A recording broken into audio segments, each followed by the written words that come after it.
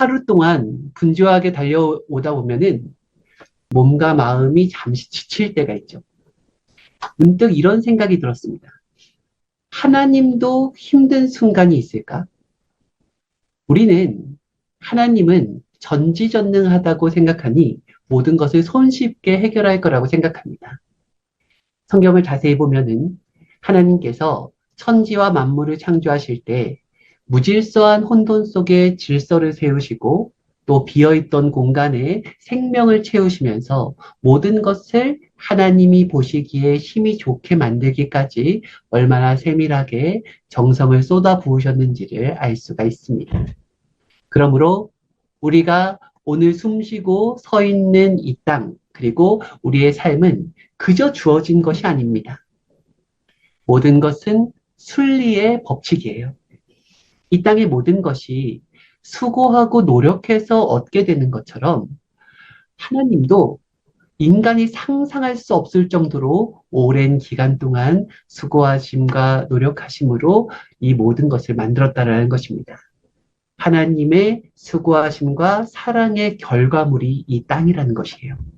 그렇다면 우리는 그것을 감사하며 잘 관리하며 하나님과 함께 기쁘게 사용해야 하지 않을까요?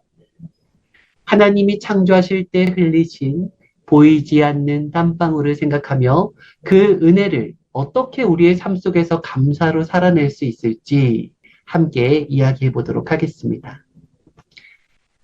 창세기 1장을 보면요. 하나님께서 빛이 있으라 말씀하시고 또 많은 과정을 거쳐서 마지막에 보시기에 좋았더라 하시며 마지막 인간을 만들 때까지 매 순간마다 세세히 확인하시고 완성도를 높이셨습니다. 과학적으로 이 우주의 역사를 보면요. 약 138억 년이 되었다고 합니다. 하나님은 하나님이 행한 것을 인간에게 말로 얘기해 줄 수 없으니 그것을 과학자들을 통하여서 만물을 연구하게 하시어 하나하나 근거를 통해 사람을 이해시켜 주도록 하셨습니다. 천지 만물은 단번에 한순간에 만들어진 것이 아닙니다. 하나님은 지구를 총 6단계로 나누어서 온전하게 창조하셨습니다. 우주는 아무렇게나 돌아가지 않습니다. 하나님이 설정한 정밀한 기준이 있는데 지구가 태양과 조금만 가까워도 불타버립니다. 또 조금만 멀어지면은 얼어붙게 됩니다. 또 태양에서 쏟아지는 방사선과 태양풍은 자기장을 통해 막아주며 모든 행성이 적절한 거리와 적절한 속도로 돌기 때문에 지구는 소행성의 충돌을 피할 수 있습니다. 이렇게 우주는 수학처럼 정밀한 원리를 가지며 천체의 법칙으로 존재하고 있습니다. 138억 년 동안 한 단계가 완성되면 그 다음 단계, 또 그 다음 단계를 창조하셔서 그 터전 위에 다음 단계가 만들어지고 완성된 것이 바로 창조물입니다. 특히 지구는 인간 다음 가는 존재로서 창조를 하셨습니다. 약 45억 년 동안 창조하시어 인간의 모습도 처음에는 유인원 같은 모습이었다가 여러 과정을 거쳐서 현재같이 아름답고 신비하게 발달이 되었듯 지구도 수많은 과정을 거쳐서 최고로 아름답고 신비하게 지금같이 갖춰진 것입니다. 우리는 이 같은 지구를 너무나 당연하게 쓰면서 만드신 하나님과는 상관없는 인생을 살고 있습니다. 우리가 눈으로 직접 천지창조 모습을 못 보았다고 해도 눈만 뜨면 감사해야 할 이유는 너무나도 많습니다. 바로 우리 눈앞에 있는 모든 피조물들이 그 증거물입니다. 하나님을 믿지 않으면 하나님의 사람을 향한 그 목적을 모르고 사니까 많은 고통을 받습니다. 여러분, 하나님의 입장에서 한번 생각해 보세요. 수백억 년 동안 지구를 창조하고 만물을 창조하고 그 터전 위에 인간을 창조했습니다. 그런데 인간의 수명은 길어야 100년입니다. 결국 하나님이 창조한 모든 지역들을 다 가볼 수도 없으며 모든 만물들을 다 누릴 수도 없습니다. 고작 태어난 곳에서 살다가 그 반경을 조금 누리다가 죽을 뿐입니다. 그렇다면 인간이 다 누리지도 못할 천지 만물을 왜 그렇게까지 창조하셨어야 했을까요? 사랑하는 만큼 크고도 멋있게 만들어가는 것입니다. 남녀가 결혼을 해서 부부가 되면요, 오순도순 살 수 있는 아주 작은 터전부터 시작합니다. 그러다가 아기가 생기면 그때부터는 아기가 생활할 수 있는 터전을 가장 최우선에 생각하느라 차도 보다 작은 차였다가 큰 차로 바꾸고 집도 아담한 집이었다가 보다 더 넓고 쾌적하고 큰 집으로 이사를 하게 됩니다. 온통 아이가 행복할 수 있는 환경으로 바꾸어 갑니다. 이 모든 것의 근본 마음이 사랑이라는 것입니다. 아이가 성장할 땐 사랑이 뭔지 모른 채 그냥 부모의 행함과 부모가 만들어준 환경을 당연시하게 누립니다. 그러나 아이가 성장을 하면은 나를 위하여서 부모가 얼마나 많은 사랑과 정성을 쏟았는지 그제서야 깨닫게 됩니다. 사랑의 힘은 참으로 위대합니다. 사랑하는 그 생명을 위하여서 자기의 목숨까지도 아까워하지 않을 만큼 사랑이라는 것은 엄청난 희생도 마다하지 않기 때문에 때로는 기적을 일으키기도 합니다.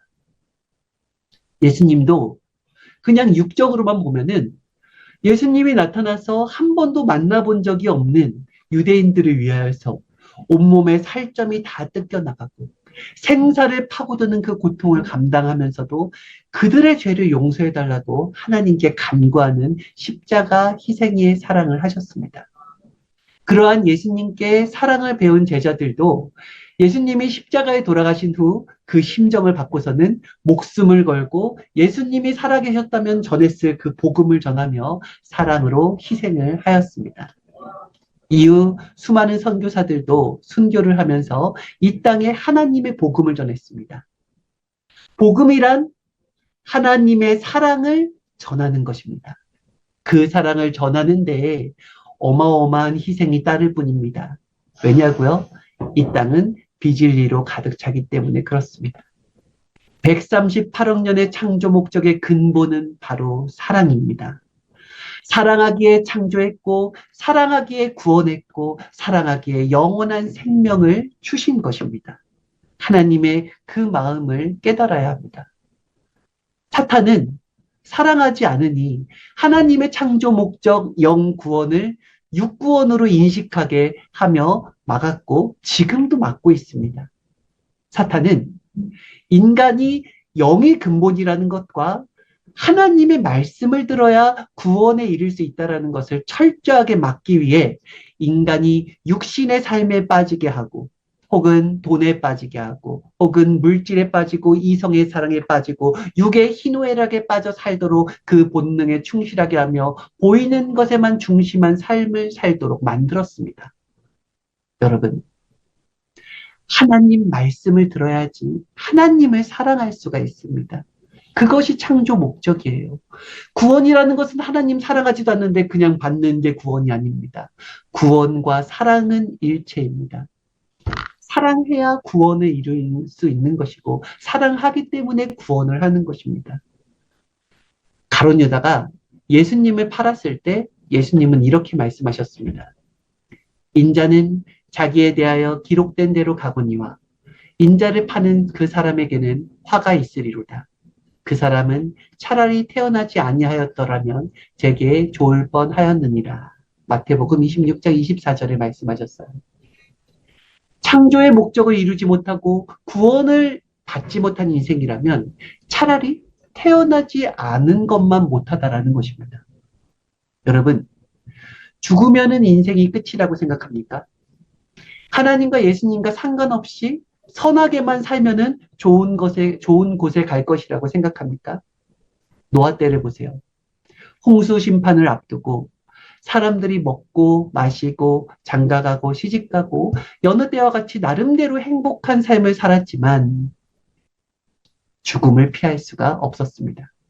그 중에는 선하게 산 사람도 분명히 있었을 것입니다. 하나님은 인간에게 양심이라는 것을 줘서 기본적으로는 누구나 양심이 있는 자라면 선하게 살도록 하셨습니다. 하나님의 창조 목적은 인간이 선하게 사는 것에 있지 않습니다. 하나님의 말씀을 통하여서 하나님을 제대로 믿게 되고 결국에는 하나님을 사랑하게 되어서 말씀으로 영을 성장시키고 구원시켜 영원히 하나님과 사랑하며 살게 하게 하심이니 생명으로 태어난 모든 자들은 하나님의 구원의 목적을 가지고 태어난 자들입니다. 사탄이 이 구원을 목숨 걸고 막아서 인간이 하나님 사랑을 깨닫지 못한 채 육신으로만 살다가 죽게 하였으니 이는 모든 것은 사탄이 놓은 올무와 같아서 하나님께로 가지 못한 영은 사탄이 있는 곳에 가게 되어서 영원한 고통을 받게 되는 것입니다. 그러면 어떻게 돼요? 차라리 태어나지 않은 것만 못한 것이라는 것을 그제서야 깨닫게 되는 거죠. 그러니 하나님은 지금도 애타는 마음으로 인간을 깨우치기 위해 수많은 사명자들을 보내서 가르치고 깨우쳐 주시고 메시아 예수님도 보내서 목숨 걸고 이 생명의 복음을 전하게 하신 것입니다. 여러분, 그러한 하나님의 심정을 받아야 돼요. 하나님을 믿고 사랑하는 것은 종교가 아닙니다. 생명의 근원이에요. 이를 알고 꼭 하나님과 예수님을 만나야 되고 사랑해야 합니다. 이 지구상에 모든 만물과 사람 한 명 한 명까지 하나님의 손길이 닿지 않는 피조물은 아무것도 없습니다. 치밀하게 계획하시고 완벽하게 질서와 조화를 이루시며 하나님의 온 마음과 사랑을 쏟아부은 곳이 바로 이 땅이요, 천지 만물이요, 바로 인간이라는 것입니다. 이렇게 하나님께서 138억 년이나 거쳐서 지구와 세상을 창조하시고 6,000년이나 종교 역사를 펴면서 하나님의 말씀으로 인간을 구원시키고자 하는 그 뜻을 펼친 것입니다. 하나님의 뜻과 인간 최고 이상의 역사를 위해 주신 것들을 깨닫고 하나님이 해주신 것에 감사하며 영광 돌리면서 사는 것이 인생에서 가장 귀한, 고귀한 삶이라는 것입니다. 세상 어떤 자라도 하나님과 구원자를 안 믿고 구원 못 받고 살잖아요. 그 인생은 미래가 없는 시한부 인생같이 아무런 존재도 아닌 것이 됩니다. 가장 최고의 인생은 구원받은 자가 바로 최고의 인생입니다. 아무리 육으로 잘 먹고 잘 살았어도 영이 구원을 못 받고 흑암으로 가면은 세상의 부귀영화가 아무것도 생각나지 않는 것과도 같은 이치입니다. 육은 고생된다 할지라도 구원길을 가야 합니다. 그래서 생명길을 좁은 길이라고 했어요. 많은 자들이 가는 길, 육을 위해서 가는 그 넓은 길이 아니라 영을 깨닫고 하나님을 향해 가는 그 길을 생명길, 좁은 길이라고 말씀하신 것입니다. 육신이 하나님의 말씀대로 행하여서 구원받고 그 삶을 살아야 합니다. 육신 평생 하나님 전능자를 섬기는 것을 낙으로 삼고 살아야 합니다. 그것이 인생 영원히 성공한 삶입니다. 이것이야말로 최고 영광의 성공의 삶이라는 것입니다. 자, 오늘은 하나님도 힘든 순간이 있었다라는 것을 처음 서두로 시작해서 말씀을 시작하게 되었습니다. 그 힘듦의 시간은 결국 인간을 향한 하나님의 수고와 사랑의 땀방울이었습니다. 그런 하나님께 우리도 사랑으로 갚아드리는 삶을 살아야 되겠습니다. 오늘 밤 잠들기 전에 천지 만물을 창조하신 하나님께 그리고 나에게 생명을 주신 하나님께 감사 기도를 드려보면 어떨까요? 감사합니다.